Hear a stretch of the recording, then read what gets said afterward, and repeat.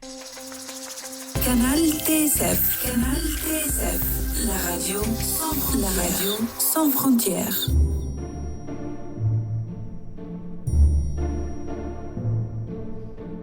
La poésie française et persane avec Daria.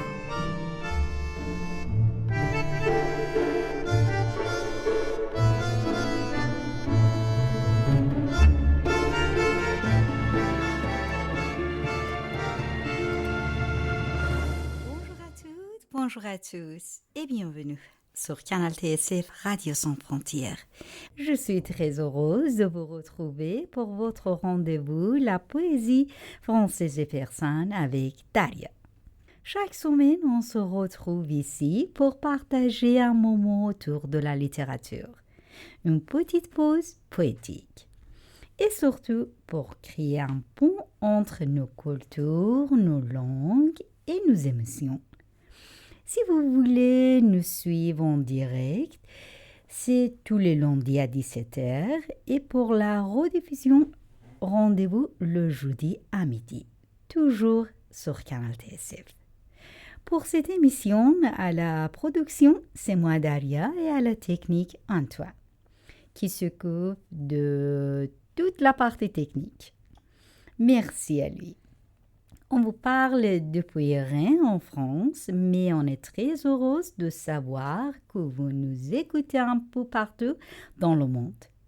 Alors, installez-vous confortablement. Aujourd'hui, on remonte aux sources même de la langue française. C'est la 16e émission et le thème d'aujourd'hui est le souffle de la langue, l'alexandrin. Vous savez, mes amis, j'aimerais bien vous parler d'un rythme particulier, une sorte de long souffle, qui fait battre le cœur de la langue française, l'alexandrin.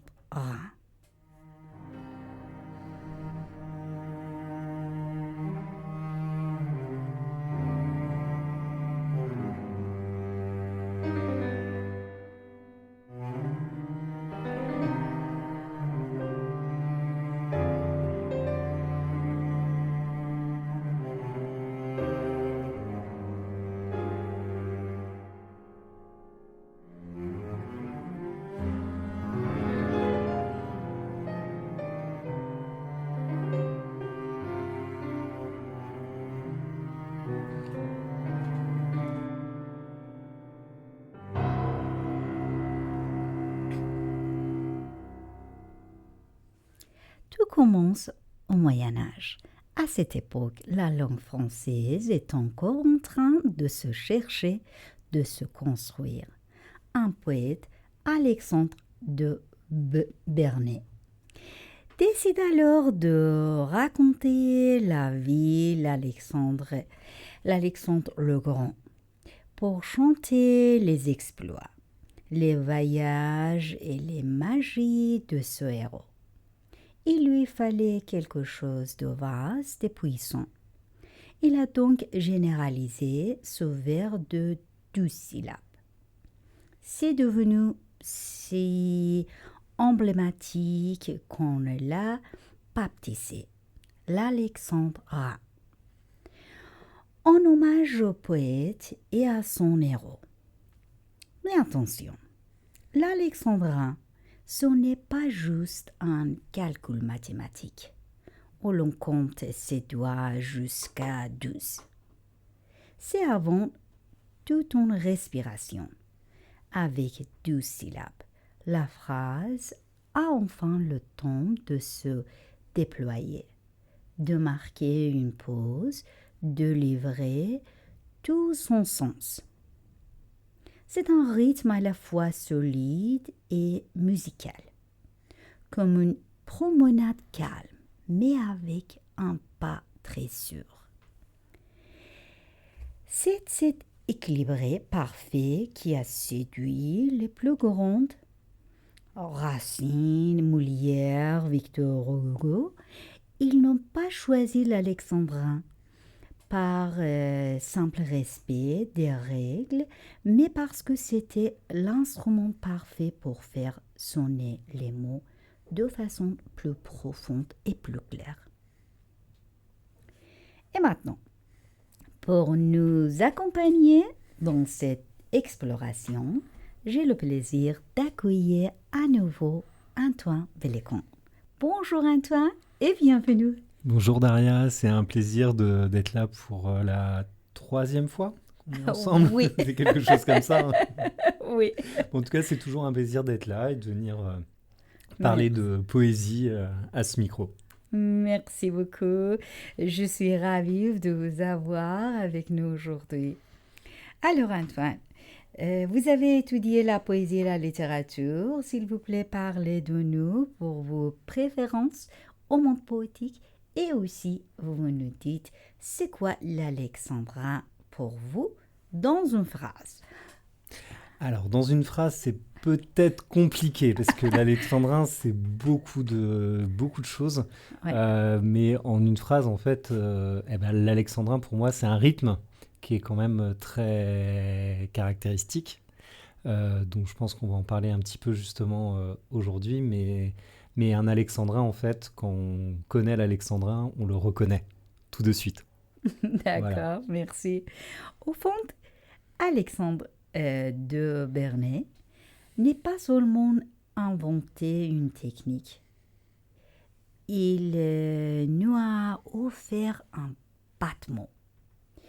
Et c'est pour ça qu'après tant de siècles, ce rythme vit encore. Ce n'est pas juste de la poésie ancienne, c'est la façon dont la langue française a choisi de marcher, de chanter et de respirer. Et maintenant, Antoine et moi, nous allons vous lire quelques extraits de poèmes Le passage de la nature, extrait à livre roman d'Alexandre. Puisqu'il n'existe pas encore de traduction personne pour ce livre, j'ai voulu pour vous traduire ces quelques vers par moi-même.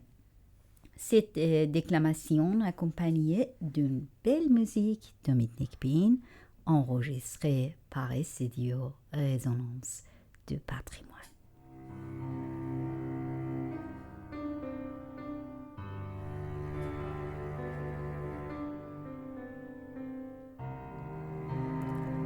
Le temps est diversifié, l'été est revenu, le bois verdit de nouveau, le jour est détendu. زمان دگرگون گشته تابستان برگشته جنگل دوباره جامه سبز به تن کرده روزها بلند شدند. La rose est épanouie, le bouton est paru, et le pré est fleuri. L'herbe a enfin cru.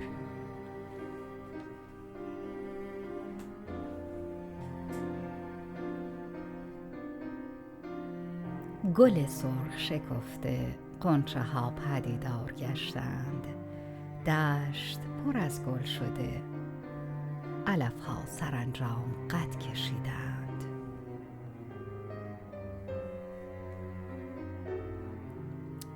Les oiseaux sont joyeux, le ciel est dégagé. Le rossignol commence son chant dans le verger. پرندگان شادمانند آسمان صاف و بی‌ابر است بلبل در باغ میوه نغمه خوانیش را از سر گرفته.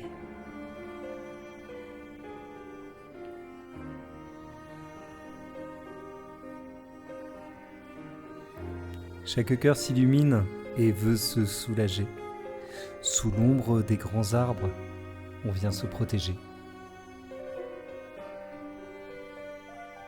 هر دلی که روشن شده در پی آسایش آرامش است مردمان زیر سایه درختان کهن پناه میگیرند.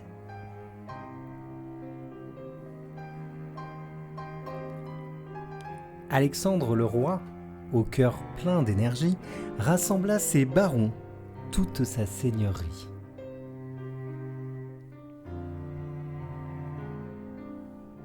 اسکندر پادشاه با قلبی پرتوان سرداران و تمام بزرگان دربارش را گرد هم آورد. Aristote, son maître, qui fut sage et savant, lui apprit les secrets du ciel et du levant. ارسطو استاد او که دانا و خردمند بود رازهای آسمان و مشرق زمین را به او آموخت. Il lui montra le monde et les astres brillants pour guider ses armées et ses pas triomphants. او جهان و ستارگان درخشان را به وی نشان داد تا راهنمای سپاهیان و قدم‌های پیروزمندانش باشد.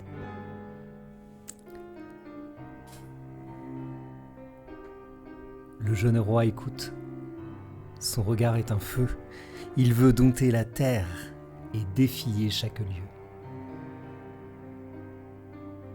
پادشاه جوان گوش فرا می‌دهد و نگاهش چون آتش است. او می‌خواهد زمین را مسخر کند و هر دیاری را به چالش بکشد.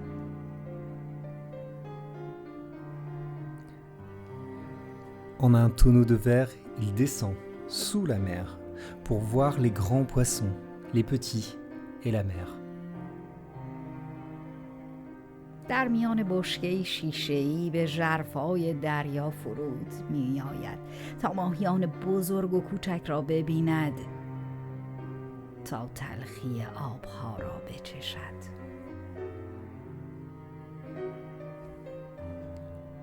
Il contemple le fond, les sables et les rois qui règnent sous les eaux, bien loin de toute loi.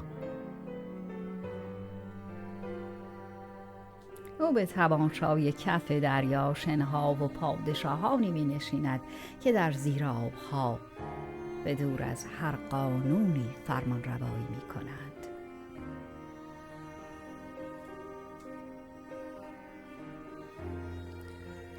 Vers le ciel, il s'envole, porté par des griffons pour toucher les nuages et les sombres plafonds.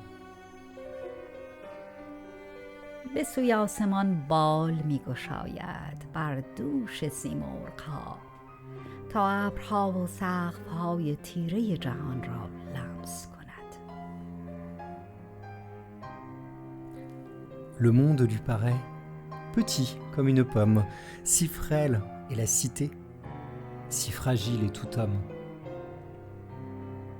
جهان در نظرش به کوچکی یک سیب می نماید. چقدر شهرها کوچک و چقدر انسانها شکننده به نظر می رسند. Devant lui, les cités, les murs et les remparts s'ouvrent comme des fleurs, tombent de toutes parts. در برابر او شهرها و دیوارها و برج‌های دفاعی همچون گلها شکافته می شوند و از هر سو فرو می ریزند. Darius, le grand roi, sur son char de splendeur, voit venir le jeune homme et tremble de frayeur. داریوش پادشاه بزرگ بر عرابه پرشکوه خیش آمدن آن جوان را می بیند و از هراس بر خود می لرزد.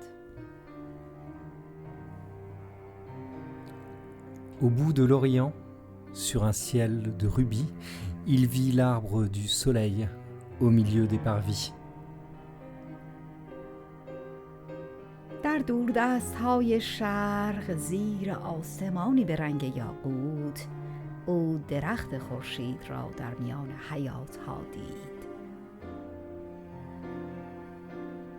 L'arbre qui parle et dit, le destin des humains, tu mourras à Babylone, loin de tes vieux chemins. درختی که سخن می‌گوید از سرنوشت آدمیان را فاش می کند. تو در بابل خواهی مرد دور از مسیرهای دیرین خویش. Le conquérant s'arrête. Il baisse son regard. La mort l'attend déjà. Il se fait un peu tard. آن فاتح باز می ایستد و سر به زیر می افکند. مرگ از همکنون در انتظار اوست و زمان رو به پایان است. Celui qui fut si grand, qui conquit tant de rois, ne tient plus dans la terre qu'un petit maître étroit. آنکه چنان بزرگ بود و شاهان بسیاری را شکست داد، اکنون در دل خاک بیش از 2-3 متر جا نمیگیرد.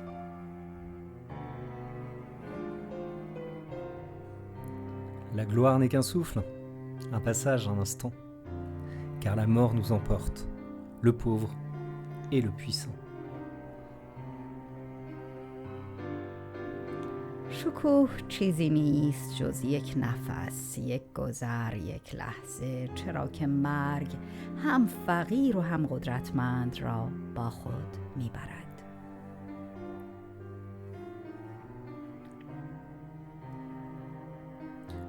Tout se passe comme un rêve.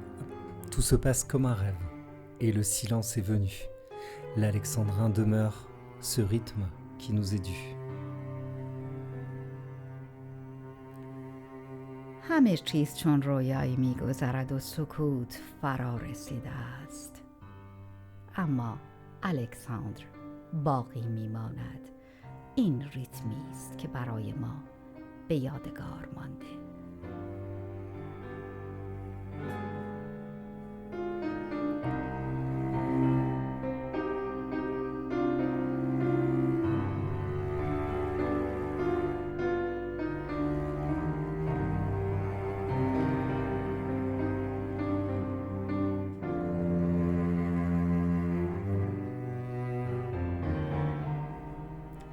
Alors Antoine, je me souviens que lors de nos précédentes émissions, vous m'aviez dit que l'alexandrin était vraiment votre préféré. Et du coup, est-ce que vous pouvez nous dire pourquoi ce rythme est si spécial pour vous et ce qui fait sa force d'après vous? Eh bien justement, Daria, c'est que c'est un rythme qui est très solide et qui est très stable. C'est pour ça que l'alexandrin a été utilisé en poésie, mais aussi beaucoup en théâtre. On pense notamment à Molière, on pense à Racine, évidemment. Oui. Et Victor Hugo aussi, et Victor Hugo aussi. Après, ouais. Effectivement, parce que l'alexandrin, donc on a dit, les premiers alexandrins, c'est sur le XIIe siècle, ça s'étend jusqu'au XVIIIe siècle. Donc dans l'histoire française, c'est un pan vraiment de la littérature française. Carrément. Et je pense que c'est parce que justement, c'est un vers qui est très long. C'est le vers le plus long en métrique classique. Et c'est un vers qui est très stable, en fait, parce qu'il y a ces deux hémistiches de 6. Donc, un hémistiche, c'est un demi-vers de 6 syllabes. Ah oui. Donc, un alexandrin, le rythme d'alexandrin, c'est vraiment 1, 2, 3, 4, 5, 6, 7, 8, 9, 10, 11, 12. 1, 2, 3, 4, 5, 6, 7, 8, 9, 10, 11, 12. Et ce rythme, pour tenir ce rythme, il a fallu, et bon, d'autres rythmes, il n'y a pas que l'alexandrin, mais eh bien, il a fallu écrire presque une grammaire qu'on appelle la scansion. On a déjà parlé dans d'autres émissions. Et ça a complètement en fait, modifié notre manière même d'écrire. Parce que il a fallu coller à ce rythme-là. Et les figures de style qui sont nées... En fait, il y a des figures de style qui sont nées de l'alexandrin. Le fait qu'un alexandrin parle souvent en fait, en dichotomie. Donc, c'est-à-dire qu'il va y avoir un hémistiche blanc, un hémistiche noir. Ah oui. C'est dans la poésie qu'on a lue, c'est ce grand prince puissant qui tremble devant un adolescent, par exemple. Oui. Et voilà, il y a beaucoup, beaucoup d'opposition en fait dans l'alexandrin. Donc je pense que c'est un peu tout ça, en rapide, qui fait qu'il a tenu aussi longtemps et qu'effectivement, il est très solide et très, très important. Oui, merci. En effet, pour vous, l'alexandrin, c'est comme un métronome. C'est hyper carré, mais vous vous demandiez, mais du coup, pourquoi deux syllabes? Est-ce que ce rythme de deux syllabes pose une ambiance incroyable? Vous ne trouvez pas? Pourquoi pas un truc plus court, genre 8, 10? Qu'en pensez-vous, Antoine? Eh bien, 8 et 10, ça existe. Ok. En poésie. Mais, Ok. mais c'est plutôt... Ça a beaucoup été utilisé avant l'alexandrin, pour le coup, quand on regarde... Ah, avant avant l'alexandrin. En fait, même avant l'alexandrin, avant le XVIe siècle, on utilise plutôt le décasyllabe, donc les vers de 10 syllabes. Ah oui. Et donc, en fait, l'alexandrin, en fait, l'avantage de l'alexandrin, c'est qu'il est très grand. Et donc, on peut dire beaucoup de choses, en fait. Dans un alexandrin, comparé à un octosyllabe, on gagne 4 syllabes. Et c'est pour ça que c'est très utilisé, en particulier dans tout ce qui va être des textes très longs, comme l'épopée, par exemple. Donc tous les textes qui sont très longs, très versifiés, ça permet de mettre beaucoup plus de choses, beaucoup plus d'informations en fait en une phrase. Et donc du coup c'est très pratique, l'alexandrin. Et c'est vraiment pratique. Et c'est vraiment pratique. Et puis contrairement par exemple au décasyllabe, qui peut être son concurrent un petit peu, le décasyllabe en fait a une métrique un petit peu différente. Les hémistiches sont plus en 6 syllabes et 4 syllabes. Mais vous voyez, c'est un petit peu plus... c'est pas bancal, mais c'est pas la locomotive de l'alexandrin, en fait. Ah, ok. Et je pense que, voilà, c'est pour ça, en fait, qu'on utilise aussi... on a utilisé aussi longtemps l'alexandrin, parce qu'en fait, on peut dire plus de choses, tout simplement, en fait. Oui, oui. Ah, mais grave. C'est un truc incroyable. Il imaginait déjà des sous-marines au Moyen-Âge. Waouh! C'est ça qui est cool. On voit que l'imagination n'a pas de limite. Avez-vous vu le passage où il descend sous la mer dans son tenue en verre? Mais oui, mais c'est vrai que ça doit être incroyable pour l'époque parce qu'on ne sait pas ce qui se passe. Hein. On ne sait pas ce qui se passe sous la mer. Et là, du coup, peut-être que si on se met dans une grosse boule de verre, on peut trouver quelque chose. Et puis, il y a cette chose aussi qu'on a en fait, là, en 6 minutes, on a raconté la vie d'Alexandre. Oui, je pense qu'à ce moment-là, c'est l'imagination, c'est trop moderne. Oui. Oui. mais voilà, c'est très moderne, effectivement. Et on a le truc de Alexandre le Grand, prince de la terre, de la mer et puis après du ciel. Puisqu'il monte au ciel avec les griffons, avec cette image aussi qui est très belle de ce plafond sombre.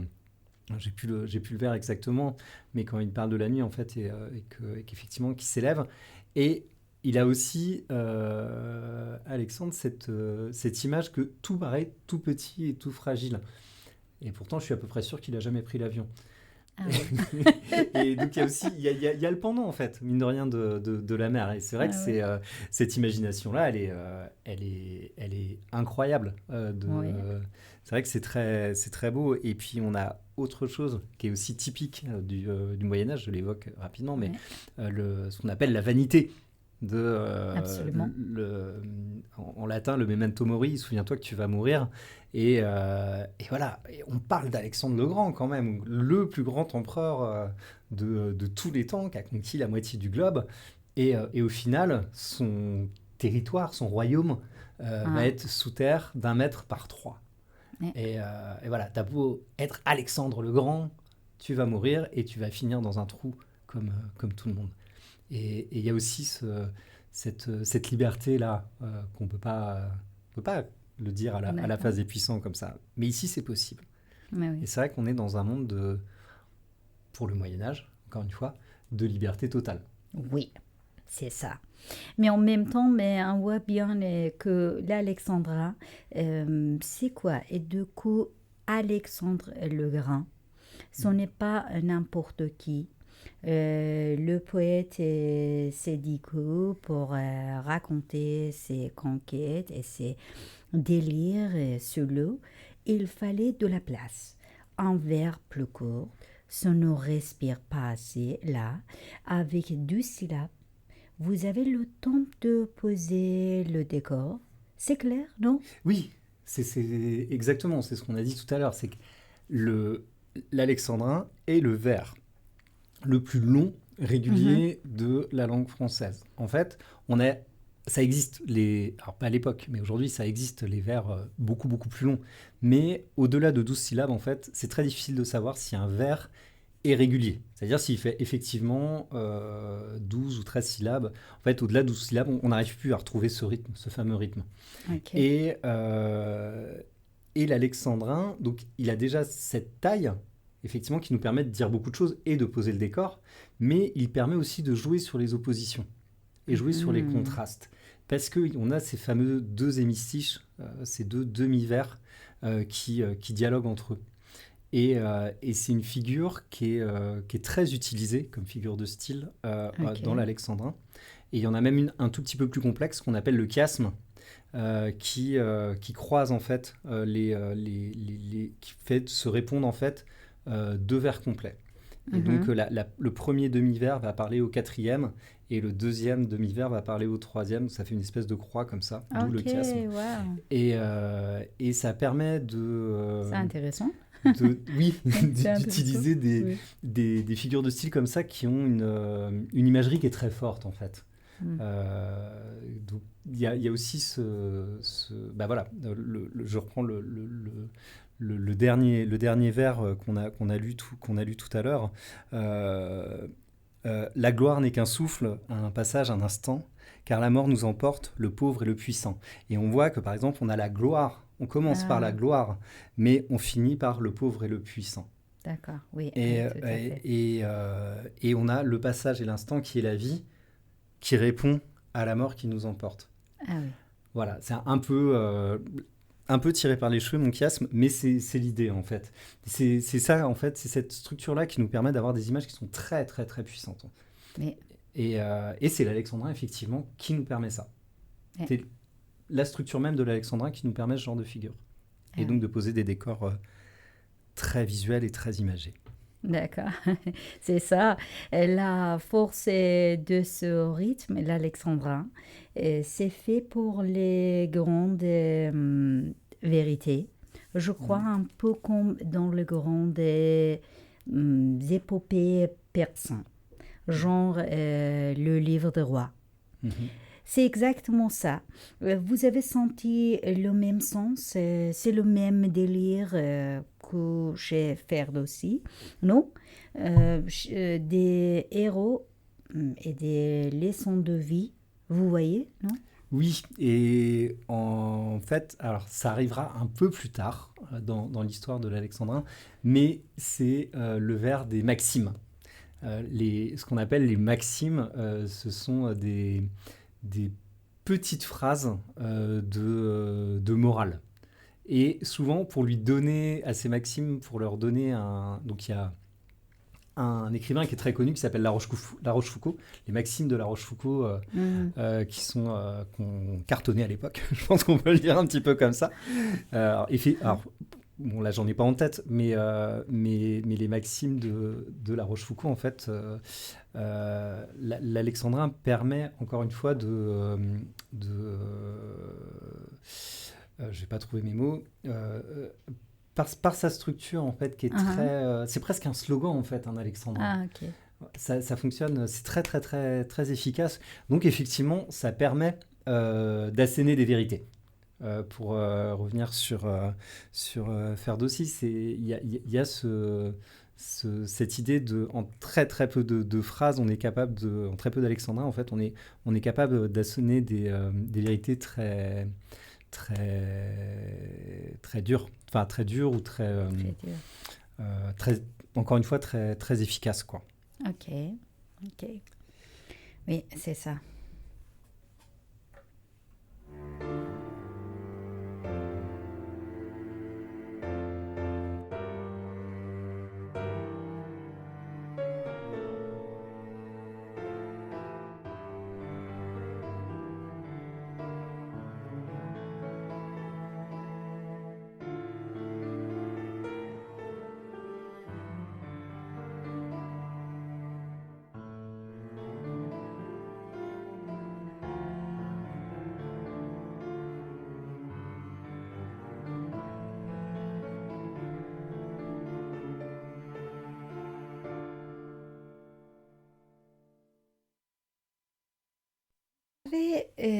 Ce qui est vraiment fort, c'est que ce rythme de 2 syllabes, ce n'est pas juste un truc technique pour faire joli.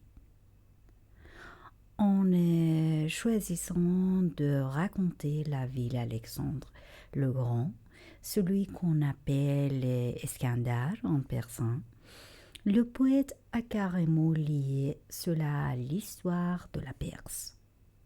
C'est comme un miroir. D'un côté, vous avez la structure de l'alexandrin et de l'autre côté, l'écho de nos grandes épopées comme le livre de roi. Finalement, en parlant de l'Asie et de ses jardins, ce vers voyage tout seul de la France jusqu'en Iran. Cela prouve bien que la poésie n'a pas besoin de passeport pour nous faire rêver ensemble. Et du coup, on peut dire qu'elle est un vrai pont poétique entre la France et l'Iran.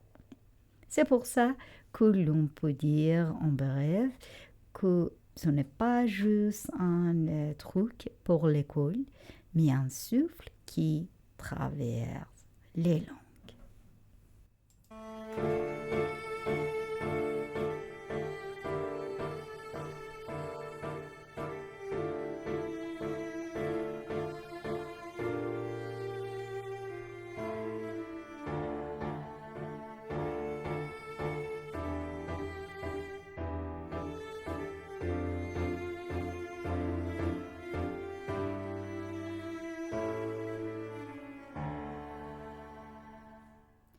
L'analyse repose sur le chiffre 12. Ce vers se divise en 2 hémistiches de 6 syllabes. Il apporte équilibre et stabilité et sérieux, ce qui explique son choix pour parler des rois. Ce passage est un hommage. Alexandre de Bernay ne raconte pas seulement la vie d'Alexandre le Grand, Iskandar, il invente une nouvelle langue en parlant de fils d'Olympia. Il ancre ce récit dans la mythologie et l'histoire antique, donnant à sa poésie une dimension sacrée. Antoine, s'il vous plaît, dis-moi, quel est votre avis sur cette partie-là? Moi, ce que je note, c'est qu'on parle du fils d'Olympia, et donc on parle de la mythologie grecque, et c'est tout le point justement de l'alexandrin. Alors je pense qu'il faudrait toute une autre émission pour expliquer ça, mais effectivement, l'alexandrin, c'est le vers qui a été utilisé donc quelques siècles plus tard par les Pléiades. Donc les Pléiades, c'est des poètes comme Du Bellay, Ronsard, Pontus de Thiard, Étienne de Baïf, et en fait, ce sont des poètes qui ont... En fait, l'alexandrin s'est développé au moment où la langue française et le royaume français devaient s'affirmer.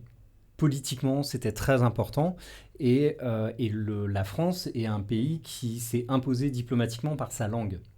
C'est vrai. Et le français, la langue française, s'est imposée en opposition On a vraiment tué le père en opposition au latin. Oui. Et comment on a réussi à se défaire du latin? En allant se faire voir chez les Grecs. Ce qu'a fait en fait la Pléiade, c'est de laisser les références latines et d'aller chercher des références dans la mythologie grecque. Il disait... C'est exactement le point que pour moi un petit peu bizarre et intéressant. Et s'il vous plaît, explication sur cette partie-là. Mais parce que, encore une fois, faut se remettre... le français, c'est une langue qui est beaucoup plus jeune que le perse, en fait. Ok, oui. Et donc, le français est né du latin, Oui. entre autres. Mais on a dérivé du latin, vraiment. Et à un moment, il a fallu couper les ponts, clairement. Okay. Et encore une fois, c'est arrivé dans un moment très politique. Le premier texte français qu'on a, il date du 9e siècle.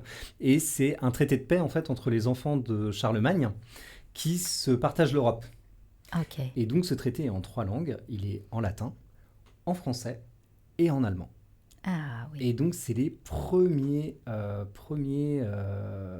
la première trace du français qu'on ait, c'est ce fameux traité. Et après, on a commencé à écrire en français. Mais donc, il y a des poètes comme Villon, par exemple, donc, qui a écrit 2 siècles plus tard, finalement. Et avec la Renaissance, donc, qui est... Encore une fois, la Renaissance, c'est le royaume de France qui se construit par les arts, pour le coup. Et donc, il a fallu aussi la revendiquer, cette langue. Il a fallu l'affirmer. Et c'est une époque aussi où on aime bien faire des listes. Enfin, on se compte vraiment entre Français. On compte les héros, on compte les régions. Et puis, on compte nos poètes. On commence à faire des listes de poètes et d'artistes. Et c'est à ça que sert la Pléiade, justement. Et la Pléiade vient dans un moment où donc on a l'église de Rome, pour le coup. Donc, les messes sont en latin. En France, jusqu'au la moitié du 19e siècle, voire début 20e siècle, on récite encore les messes en latin. On ne les fait pas en français. Et donc, je me perds un peu là, mais les poètes français, donc, du coup, ont dû se démarquer du latin en allant chercher une langue qui était beaucoup moins enseignée à l'époque et qui était le grec, en fait. Mm-hmm. Il fallait une autre référence. Et alors je crois que c'est Du Bellay qui a cette phrase pour parler de comment il se voyait, de l'importance du grec. Il disait « Nous sommes des nains, nous poètes, nous sommes des nains juchés sur les épaules des géants. » Et les géants, c'est les auteurs grecs. Ouais, okay. Mais voilà, un nain sur les épaules d'un géant, il voit un petit peu plus loin. Et donc, c'est dire vraiment l'importance du grec, en fait, du grec à l'époque. Et donc, la référence à Olympe que vous venez de citer et la référence à Alexandre fait aussi... Moi, je suis convaincu, mais ça, c'est juste mon opinion, mais qu'on appelle un alexandrin, justement parce que Alexandre, il n'était pas latin. Et que donc c'est aussi une forme de... On a tendance à l'oublier, mais l'alexandrin, je pense, était aussi à l'époque où il s'est développé un vers politique. Et c'est pas pour rien aussi c'est presque un vers d'État. Enfin, si on parle du classicisme, où là, l'alexandrin devient la norme, c'est aussi parce qu'il nous distingue des autres cultures. Et on a quand même cette fâcheuse tendance en France à tout voir par le prisme de notre culture et de notre rayonnement. Je crois qu'il n'y a pas beaucoup de langues qui ont cherché à s'imposer à ce point partout dans le globe. Oui. Et c'est parce qu'on a fait de notre langue aussi une arme. Et ça date des Pléiades. Ah oui. Et de l'alexandrin, du coup. Merci. Merci beaucoup pour l'explication. Très bien.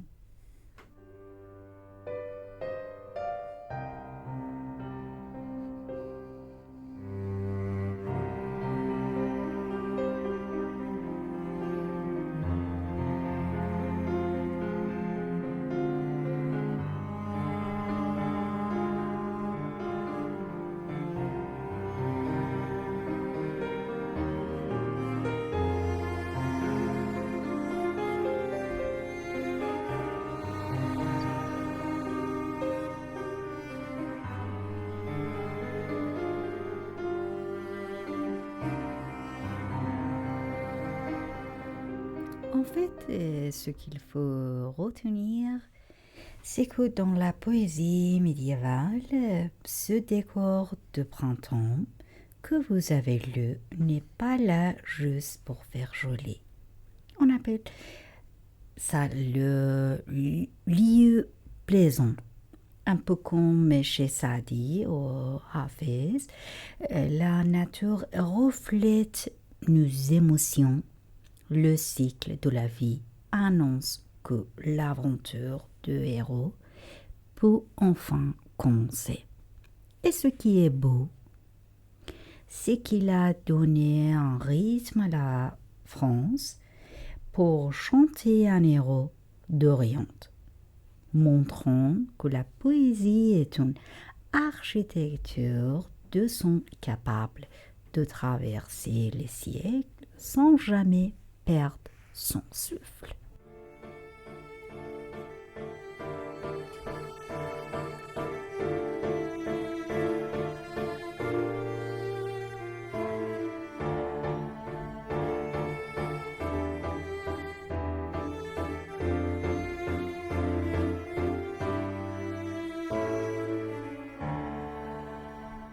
Et voilà, c'est la fin de notre émission littéraire d'aujourd'hui sur Canal TSF.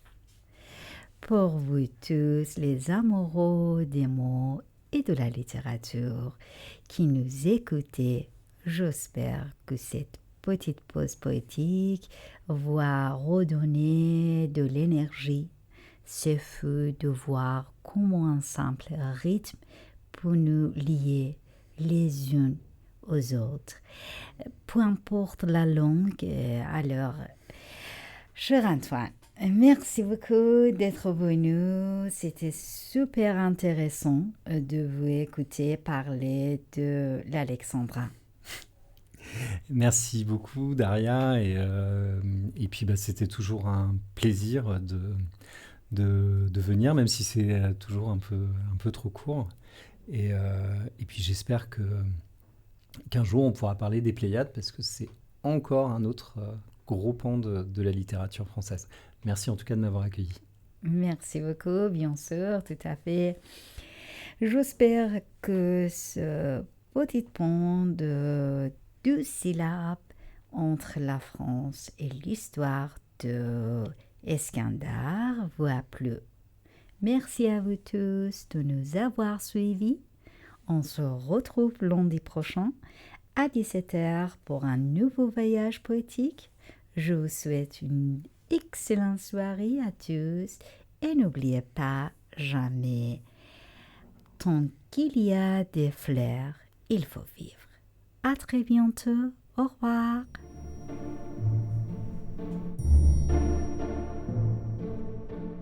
La poésie française et persane avec Daria.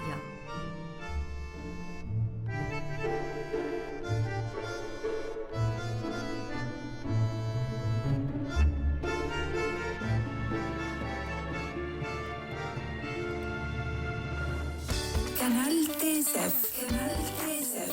La radio sans frontières.